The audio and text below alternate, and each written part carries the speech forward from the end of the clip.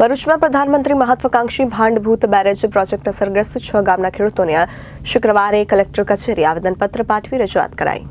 ભાંડભૂત barrage પ્રોજેક્ટના કાંઠાના 6 ગામનું જમીન સંપાદનનો કાયદો હાલ થાનાનું નામ નથી લેતો, ત્યારે શુક્રવારે બોરબાઠા, બોરબઠ્ઠા, બેટ, સફરુદ્દીન, શકરપુર, તારિયા, ધતુરિયા ગામના 700થી વધુ અસરગ્રસ્ત ખેડૂતોએ 2020માં જારી કરાયેલ જાહેરનામું ખોટું હોવાનો સૂર વ્યક્ત કર્યો।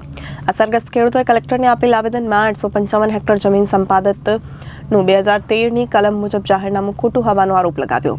સાથે રાજ્ય સરકાર પર આરોપ છે કે સરકારને નવી જંત્રી આપવામાં ન આવી હતી, એટલે 2020માં જાહેરનામું જારી કર્યું, જ્યારે ખરેખર જમીનની જરૂર 2025માં હતી। 5 વર્ષ સરકારનું એટલે પ્રજાના જ વ્યાજના નાણાં બરબાદ થયા છે। ત્યારે આ વર્ષે આંતરપાક લઈ 4 લાખની ખેતી પકવતા ખેડૂતોને ચોરસ મીટર માત્ર 36 રૂપિયા અન્યાય હોય અને એક પણ ખેડૂતે પોતાની જમીન નહીં આપેનો હુંકાર કરાયો છે।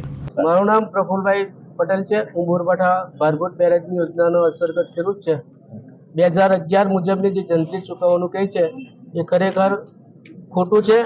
કાયદાની જોગવાઈ મુજબ 2013માં કોઈ પણ જમીન સંપાદન કરાવેલા એને જંત્રી રિવાઇઝ કરી પછી સંપાદન કરવાનું છે, એની બજાર કિંમત આંકવાની છે। પછી આ અન્યાય જો અમારે ખેડૂતોને થશે તો અમે સાખી નહીં લેવું, જાહેરનામું રદ કરવા અમારી નમ્ર અપીલ છે।